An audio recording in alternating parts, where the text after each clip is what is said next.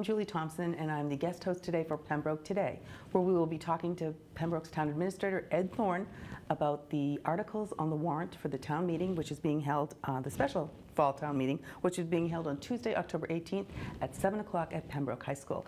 Welcome, Ed. Jules, my pleasure. Okay, so we got a lot of warrants to go through. We're going to start with warrant number 1, which is article number 1, excuse me, which actually talks about a lot of transferring of money that adds up to approximately $800,000. Can you talk about what's on this article? Yeah, usually the fall town meeting is when we set aside monies for capital improvements to the town, whether it would be new equipment such as the fire department wants a mini pumper, and the police department needs some cruisers, or to building repairs like we have the Council on Aging, the recycling center, the animal shelter all need repairs. Town hall needs a new heating unit. So those are things that we normally set aside for the fall, and that's what we have in Article 1.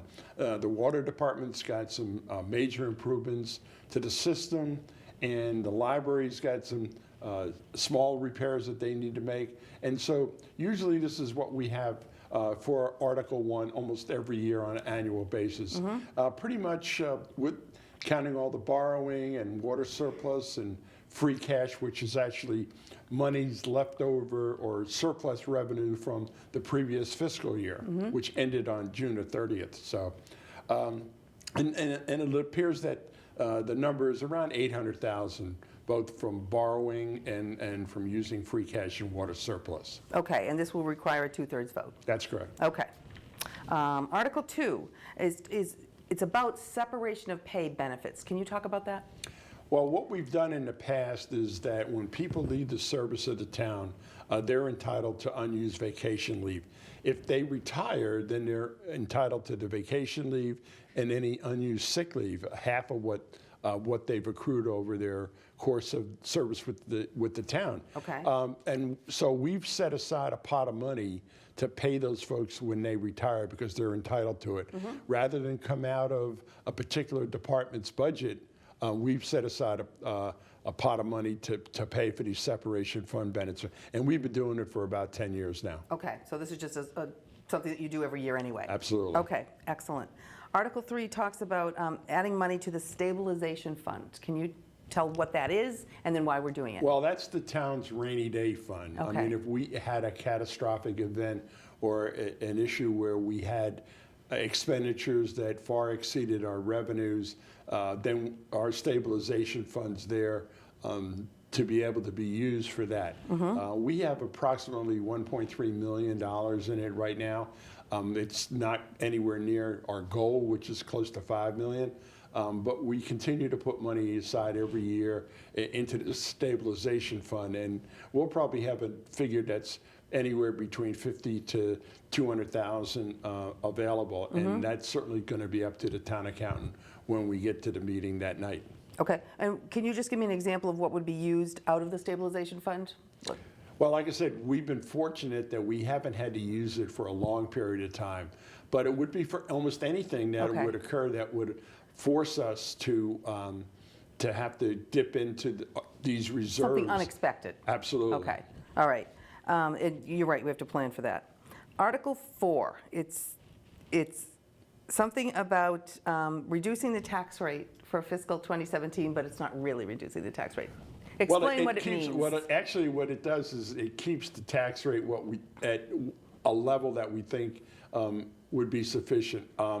Really, what happens is that we allocate the monies that are in the snow and ice deficit, which total about $537,000. Yep. That's the deficit that we entered the fiscal year with.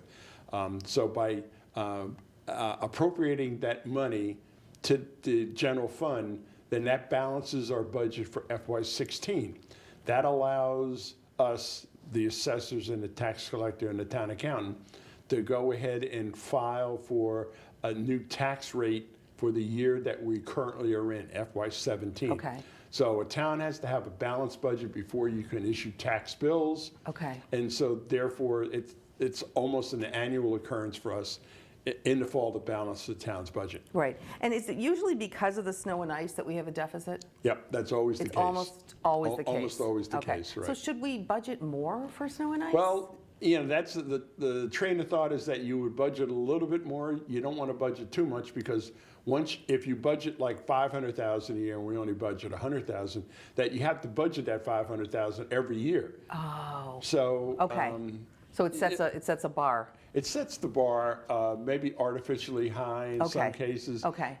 But in our case, we've tended to pay for the deficit in the fall. Okay. Article 5, it's about post-employment benefits liability fund.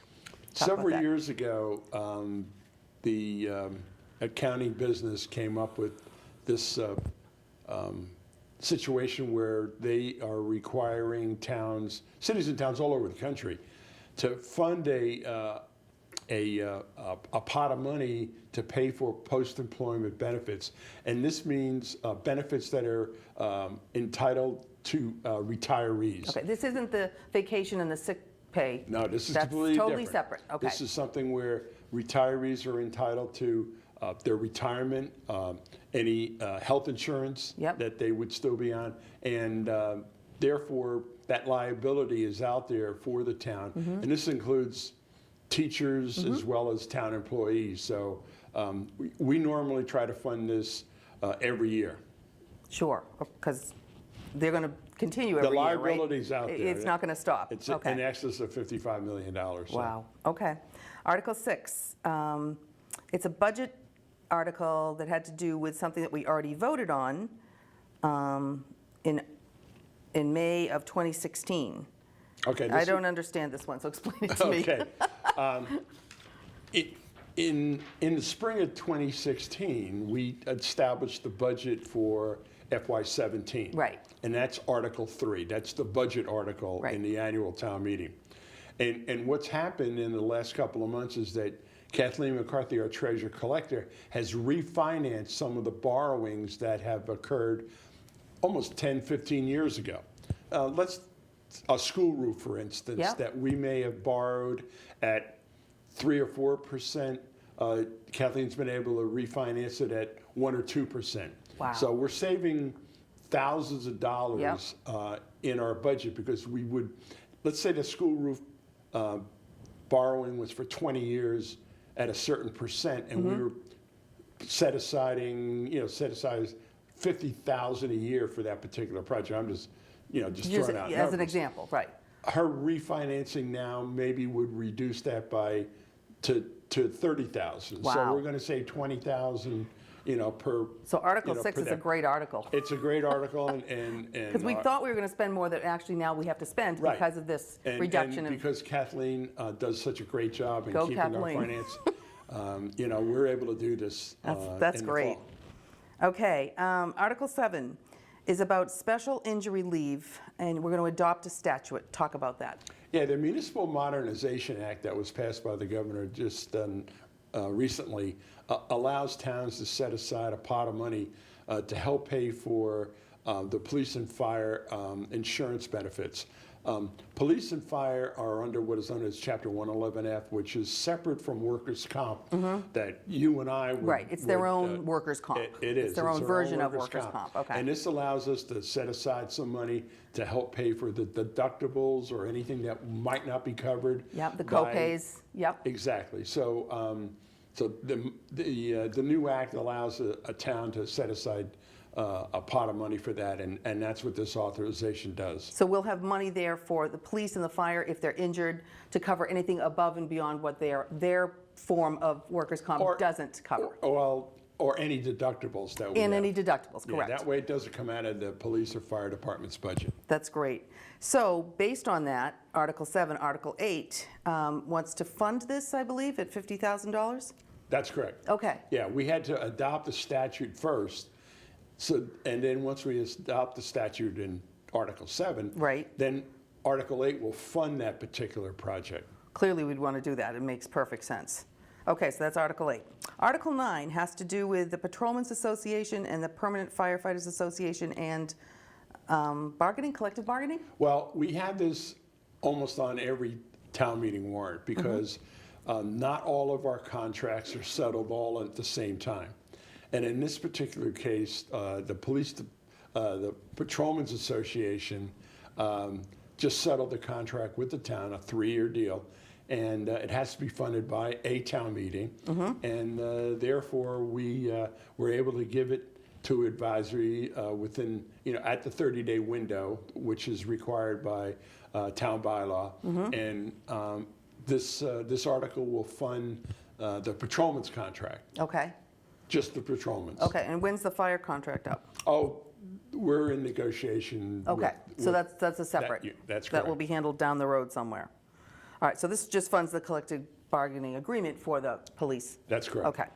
Article 10 is about, it has to do with the Route 14 reconstruction project and drainage, and it's requesting $50,000 for that purpose. Can you talk about the whole project, where we are with it, and why we need this addition? Well, this is an addition to the project that's being funded by the state. This request came in after the project was awarded to PA Landers. It was some drainage work that needed to be done according to the Conservation Commission. The Conservation Commission is very fearful that with the widening of the road, the fact that there's going to be sidewalks and curbs, this will probably increase the surface water runoff from the road into our ponds. Okay. And so these drainage systems are necessary to prevent that from going straight into the ponds. Right now, those roads have a lot of shoulders that are nothing but grass. And, right, exactly. And dirt and whatever, and that kind of absorbs some of the runoff. Yep. But when you streamline the road, make it more urban, that with curbs and gutters and sidewalks and what have you, then the drainage system has to be improved. And that's what we're doing right now on Route 14 when you're traveling westward, especially. From Route 53 into the center of town. Yeah. All that work that is going on right now is basically drainage work, although we are replacing and relocating almost 100 telephone poles. Right. But basically the drainage work is what is occupying PA Landers right now. Okay, and that's what but this Article 10 just has to do with that area? Yeah, it's basically in the area of Sampson Lumber, where we're going to be doing that particular drainage work. Okay. Article 11 is about townwide celebrations and the money that was left over from the Pembroke 300. So talk about that. Right. Right now, the Board of Selectmen is entertaining the idea of having a special fund for townwide celebrations, and it'll be funded by the monies that are left over from the 300th Anniversary Committee. And I think there's somewhere around 15,000 or so that is going to be put into this special celebration fund. Okay, so this article will allow the selectmen to have the ability to decide what's done with that money. I think that it's probably an issue that DOR has right now, that maybe that money should go in the future into the general fund. This prevents that from happening. It allows the selectmen to have a special fund for townwide celebrations. Okay. Article 12 talks about door-to-door solicitation. So if you can talk about what is done now if somebody wants to come and I want to sell door-to-door, and what this is going to do to change it. Over the years, the selectmen probably several times a year get a request from solar companies, from the Boy Scouts, from just about anybody to go door-to-door to solicit products that they are promoting. It's always been kind of like a hit or miss thing with the board. And, sometimes they'll favor a particular project, not look favorably on another solicitation request. So, we were talking about this some time ago, and we decided that it would be in the best interest of the town to get some formal guidelines for that. We canvassed several communities that had these the bylaws in place like that. and we came up with what we thought would be appropriate for Pembroke. And so that's something that we've been working on for a while, and in cooperation with Police Chief Rick Wall, we've come up with a series of articles that will address the door-to-door solicitation situation. And anyone who wants to do this would have to meet all the criteria that you put into this That's particular regulation. And we never had one before. I mean, it was never in writing anywhere. It was just somebody came in, they gave their case, and the selectmen would decide yay or nay based on. That's correct. Okay. And so we decided, let's get it. This is getting it a little bit more. Let's get it a little more squishy. official. Let's put it down in writing. Okay, that sounds great. Now, Article 13 is totally separate. It's about police regulations, inserting a new section about criminal history check authorization. How did this come about? This is kind of like an offshoot of the door-to-door solicitation bylaw proposal, that it would require anybody that wants to get a solicitation permit to get their people checked out. Now, Corey checks that are being done now are only good in the state of Massachusetts. This allows the police department to go into the FBI fingerprint identifications, the national base, and that way they'll be able to check criminal checks for somebody that's from out of state. So this is because of the door-to-door regulation that you That's have correct. added this in? Right. And because a lot of solicitors do come from out of state. That's right. Okay. And is this only for solicitors, or is this criminal history check authorization for anyone else that happens to come before the board? And is requesting a license, any kind of license. Oh, any kind. So it's not just door-to-door license. But I think what triggered it was the door-to-door solicitation bylaw that is being proposed. Okay. Okay, that's that one. Okay, we're on to Article 14. It's establishing a fund about the police department. It's about the one we just talked about. Right. It's funding this. How do we fund this? Exactly. Fingerprint we're going to, the police department's going to charge people that do the fingerprint check. Yep. In order to charge them and have it as a revolving account, we need to go to town meeting to establish a revolving account. Right. And we do that a lot. We do that with the library. We've done it with the Council on Aging. So this is, just a normal routine step that we have when we establish a revolving account. It needs to go to town meeting to get approval. So this will pay for itself. This whole process will end up paying itself by the fees people pay when they want to get a permit for something. Okay. Article 15 is about DPW feasibility space study, and that they're requiring some money to do a space study. So talk to me about the DPW, where they are located now, and what the space study is about. Well, right now they're having some problems with complying with the stormwater regulations that have been passed, whether it's washing of trucks, what have you. And so there's a need for more space. There's a need to keep many of the vehicles undercover, especially in the wintertime. And so they've requested $30,000 to conduct a feasibility study to look at the Massachusetts Street complex and to see what can be done. Now, for residents of the town, and I've been there for 30 years and I don't even know this, now the Massachusetts Street area that has all the that has the big hub where the DPW work out of, is that the only place in town where we keep all of the equipment?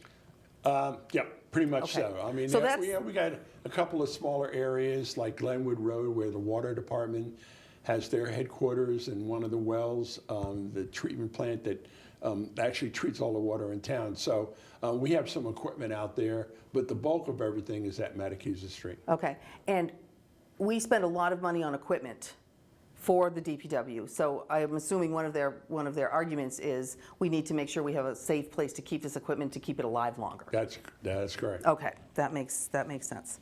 Okay, Article 16 we don't need to talk about because it has been withdrawn. It's correct. The school committee has withdrawn that article, so it's not even applicable at this point. Article 17, it's amending schedules A, C, and D of classifying compensation of non-union employees. Right. A couple of department heads have requested that the board, acting as a wage personnel board, look at amending some of the salaries and some of the pay schedules that we have. Right now, both the board and the advisory committee have voted to have that discussed on town meeting floor. So I'll be meeting with the appropriate individuals to come up with a game plan for who's going to be making the motions for that particular article. Okay.